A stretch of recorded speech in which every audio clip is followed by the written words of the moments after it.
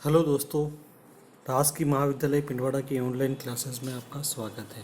आज हम पढ़ेंगे स्थानीय प्रशासन का महत्व।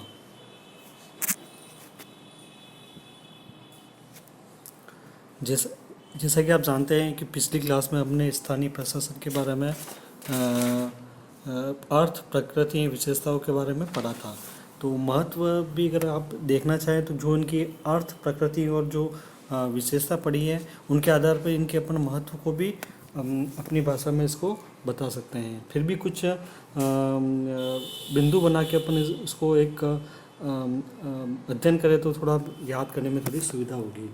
तो स्थानीय प्रशासन के महत्व के बारे में अगर शुरुआत करें तो जवाहरलाल नेहरू जी ने एक बात कही थी कि किसी भी अच्छे लोकतांत्रिक व्यवस्था का आधार स्थानीय प्रशासन ही होता है और होना भी चाहिए। जब तक आप नीचे से इस बुनियाद पर निर्माण नहीं करते हैं तब तक ऊपरी स्तर पर लोकतंत्र सफल नहीं हो सकता है।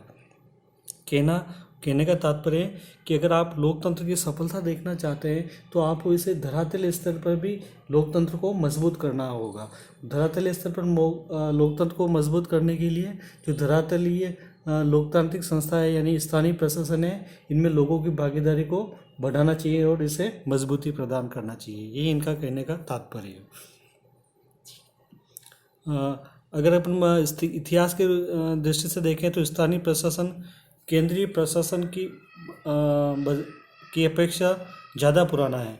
जब लोग संगठित जीवन रहना आरंभ किया तब वे छोटे छोटे समुदायों में थे। यानी जब प्रारंभ में जो लोग हैं ना, छोटे छोटे समुदायों में रहते थे। अपने विभिन्न कार्यों जैसे खाद्यान्न की पूर्ति, पशुओं की देखभाल, शत्रुओं से रक्षा आदि के लिए वो एक दूसरे का सहयोग करते थे तथा मिलजुल कर रहते थे। कुछ समय बाद ये समुदाय बड़े होते गए, इनके कार्य भी बढ़ते गए, इनके कार्यों में जटिलता आती गई, तो ये समुदाय बड़े होकर राष्ट्रीय सरकार का रूप ले लिया और इस राष्ट्रीय सरकार के अंतर्गत प्रतिरक्षा, न्याय प्रणाली, शांति एवं कानून व्यवस्था आदि ऐसे कार्य को राष्ट्रीय स्तर पर किया जाने लगा। लेकिन फिर भी लोगों की जो मेन आवश्यकता होती है, मूल आवश्यकता होती है तथा प्राथमिक आवश्यकताओं जिसे आधारभूत आवश्यकता भी कहते हैं, उसको पूरा करने के लिए स्थानीय प्रशासन ही सबसे ज़्यादा उपयोगी माना जाता रहा है। इसका ये तात्पर्य नहीं है कि केंद्र सरकार की कोई उपयोगिता नहीं है स्थानीय प्रशासन के स्थानीय स्तर पर लोगों को आवश्यकता पूरी करने में, लेकिन कि यहाँ केंद्र स्तर की जो सत्ता होती है वह स्थानीय प्रशासन को पूर्ण रूप से वैधानिक अस्तित्व प्रदान करने का कार्य करती हैं और इस वैधानिक ढांचे के भीतर रहकर स्थानीय प्रशासन अपना कार्य संपादित करता है। और जिस तरह से केंद्रीय स्तर पर कार्यों की वृद्धि हुई है, इसी तरह स्थानीय स्तर पर भी लोगों की जागरूकता के फलस्वरूप भी वहाँ पर भी कार्यों की वृद्धि हुई है। अगर प्रशासन के महत्व की बात करें तो निम्न स्तर पर तो स्थानीय प्रशासन का महत्व है ही है। मुख्यतः इस बात का भी इस पर अपन ध्यान दे सकते हैं कि यह लोगों के लिए नागरिक सुविधा पूर्ण करने में सबसे महत्वपूर्ण योगदान देता है। लोगों के निकट रहकर, उनके पास रहकर, उनकी समस्याओं को सुनकर, उनका समस्या को वो समाधान करने में सबसे ज़्यादा उपयोगी है, क्योंकि यहाँ के जो अधिकतर जो लोग हैं और जो अधिकारी होते हैं वो स्थानीय स्तर पर रहकर ही कार्य करते हैं और सभी लोग एक दूसरे को जानते हैं। और अगर अपन इसके आदर्श रूप में बात करें तो सब लोग एक दूसरे को जानने के कारण, स्थानीय लोगों द्वारा प्रशासन चलाने के कारण ऐसा माना गया है कि यहाँ भ्रष्टाचार भी कम होगा, क्योंकि सब एक दूसरे को पहचानते हैं और लोगों को एक दूसरे की मदद करके उनकी सेवा करने का भी मौका मिल जाता है। आदि आदि ऐसी कुछ बातें हैं जो स्थानीय प्रशासन के महत्व को बताती है। अगर हम बिंदुओं में बात करें तो सबसे पहला पॉइंट है आधारिक लोकतंत्र या धरातलीय लोकतंत्र, जिसे ग्रास रूट डेमोक्रेसी कहते हैं। कहने का तात्पर्य ये है कि स्थानीय प्रशासन का पहला महत्व ये है कि यह धरातलीय लोकतंत्र को मजबूत प्रदान करता है, ग्रास रूट डेमोक्रेसी को आधार प्रदान करता है। स्थानीय प्रशासन धरातलीय स्तर पर लोकतंत्र स्थापित करता है। यदि आज के युग में कहीं भी प्रत्यक्ष लोकतंत्र अगर आप देखना चाहें तो ये वह स्थानीय प्रशासन में ही देख सकते हैं। क्योंकि राष्ट्रीय स्तर पर तो अप्रत्यक्ष या प्रतिनिधि लोकतंत्र स्थापित किया गया है। ठीक है ना। अगर आपको स्थानीय प्रशासन का में अगर आपको सबसे महत्वपूर्ण विशेषता दिखे तो वो यही है कि यहाँ पर ग्रास रूट डेमोक्रेसी दिखाई देती है। डेमोक्रेसी से तात्पर्य है कि भी जो वहाँ का प्रशासन होता है ना, जो शासन करते हैं वो वहाँ की जनता के द्वारा ही चुने जाते हैं, वो सीधे प्रशासन में अपना भूमिका निभाती है। तो ये स्थानीय स्तर पर जो लोग होते हैं वो ग्राम सभा के माध्यम से अपनी सभी लोग अपनी भूमिका वहाँ निभाकर और स्थानीय प्रशासन के कार्यों को संपादित करते हैं। इसका और आगे से अपन डिटेल में अध्ययन करेंगे, फिलहाल ये महत्व में इतना काफ़ी। दूसरा है प्रशिक्षण केंद्र का कार्य करता है। प्रशिक्षण केंद्र का कार्य करने का तात्पर्य है कि यहाँ पर जो लोग लोकतंत्र में जो भागीदारी निभाते हैं स्थानीय स्तर पर, इन्हें ये लोग क्या धीरे धीरे स्थानीय जो लोकतंत्र होता है उसमें वो जो राजनीतिक भागीदारी निभाते हैं। इससे क्या होता है कि वो यहाँ से आगे बढ़कर वो राज्य स्तर पर या राष्ट्रीय स्तर पर भी राजनीति में हिस्सा लेकर वहाँ पर उच्च स्तर पर पहुँच सकते हैं। तो यह एक तरह से इनको लोकतंत्र का प्रशिक्षण केंद्र भी माना गया है। और बताया गया है कि भावी नेताओं को उभारने तथा प्रशिक्षित करने के लिए स्थानीय प्रशासन का बहुत महत्व है। स्थानीय स्तर पर वे कार्यों को पूरा करने में भाग लेकर लोगों से अनुभव प्राप्त करते हैं। यह अनुभव उन्हें आगे चलकर राज्य और राष्ट्रीय कार्यों को पूरा करने में भी काम में आता है। अतः ये भी कहा जाता है कि लोकतंत्र स्थानीय प्रशासन लोकतंत्र के प्रशिक्षण की पाठशाला की तरह कार्य करता है।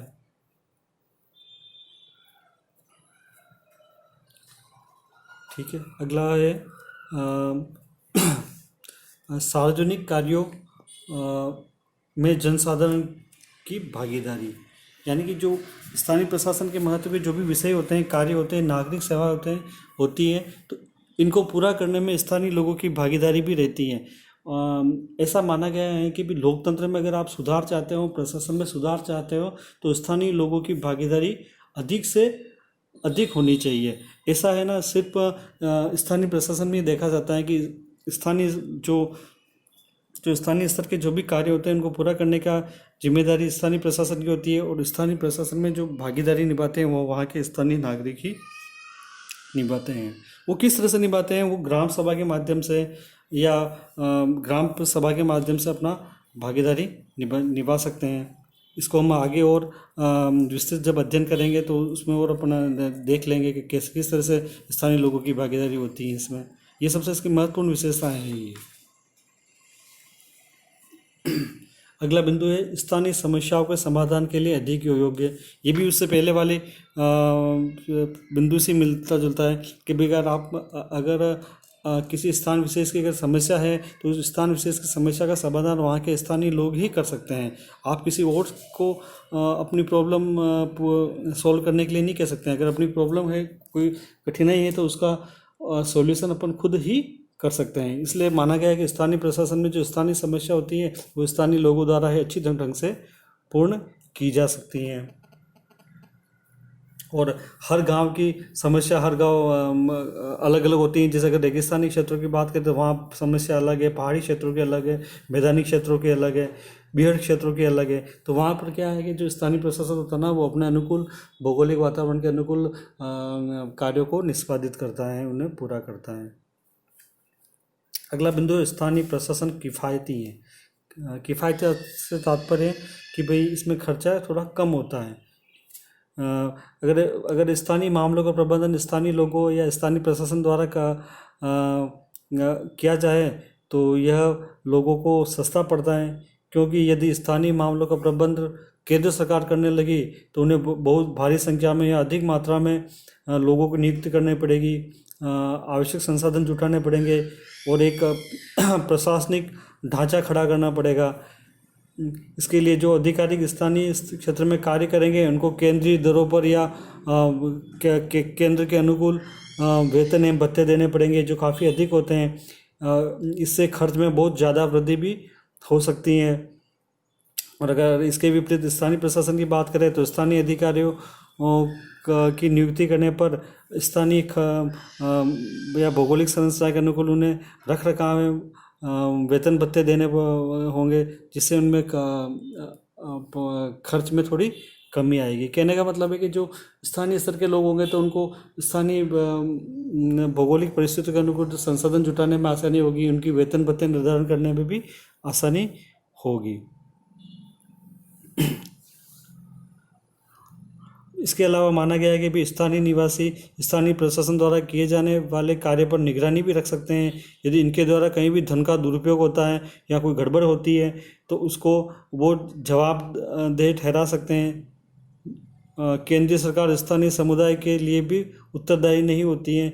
यदि स्थानीय मामलों का प्रबंध केंद्र सरकार करती है तो धन का दुरुपयोग या गलत होने की संभावना ज़्यादा रहती है। स्थानीय प्रशासन को स्थानीय समुदाय के प्रति कितना जवाबदेह ठहराया जा सकता है,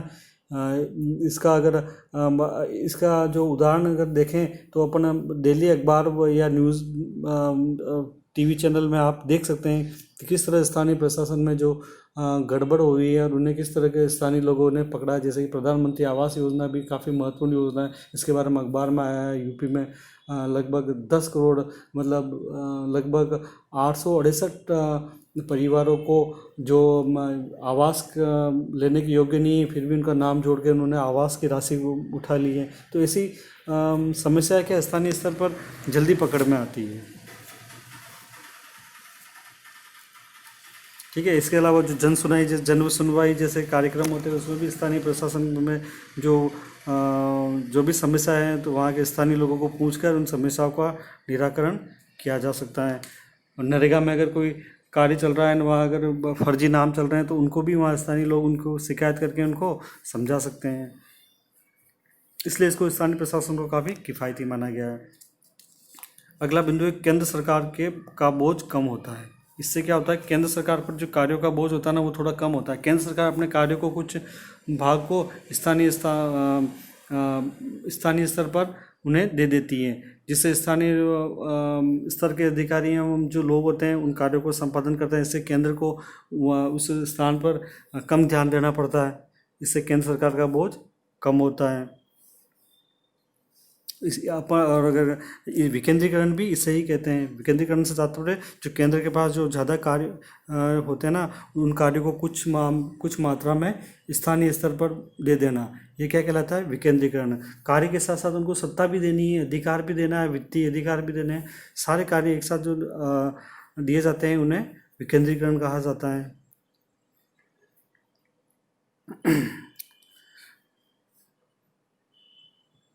जैसा कि आप जानती होंगे जी, केंद्र के स्तर पर जैसे प्रतिरक्षा, विदेशी मामले, मुद्रा, संचार आदि जो महत्वपूर्ण मामले हैं वो केंद्र सरकार के पास रहते हैं। और केंद्र ये जो बड़े बड़े आधारभूत मामले उनके पास होने से उन्हें स्थानीय स्तर पर जो भी समस्या होती है उनमें उनकी ओर उनका ध्यान कम रहता है।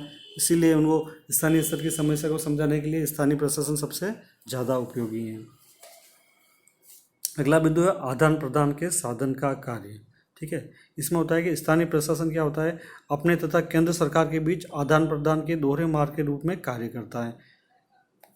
अपने स्थानीय स्तर और केंद्र सरकार के बीच क्या आदान प्रदान के दोहरे मार्ग के रूप में कार्य करता है। ठीक है। यह स्थानीय समुदाय की इच्छाओं और आकांक्षाओं को समन्वित करके राज्य सरकार तक पहुंचाता है और राज्य तथा केंद्र सरकार की योजनाओं तथा कार्यक्रमों को वापस जनता तक पहुंचाता है। यानी कि स्थानीय स्तर की समस्या के राज्य सरकार या केंद्र सरकार तक यह स्थानीय प्रशासन पहुंचाता है। फिर वहाँ समस्याओं और जो आंकड़े उपलब्ध होते हैं उनके आधार पर केंद्र सरकार या राज्य सरकार द्वारा योजनाओं को बनाकर स्थानीय प्रशासन को दी जाती है और स्थानीय प्रशासन उन्हें योजनाओं को अमल में लाने का कार्य करता है। तो एक तरह से एक आदान प्रदान का कार्य हो रहा है।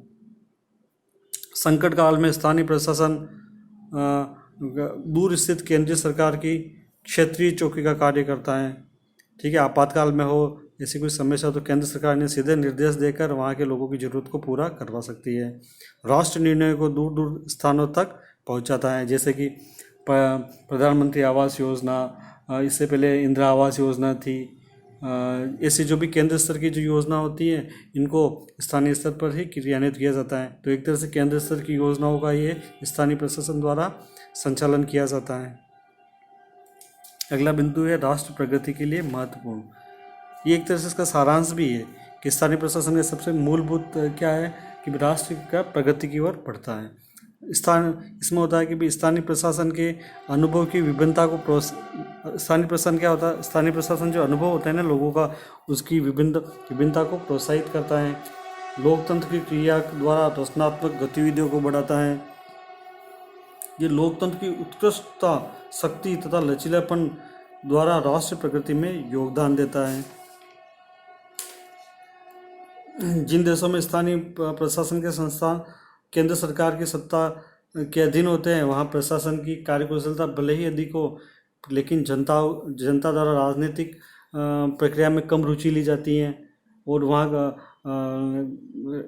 स्थानीय स्तर के लोकतंत्र की संतोषजनक स्थिति नहीं होती है और अधिक लंबे समय तक वहाँ पर क्या उदासीनता का माहौल आ जाता है कि लोगों को लगता है कि हमारी तो कोई भागीदारी है ही नहीं, हमें तो पूछा ही नहीं जा रहा है।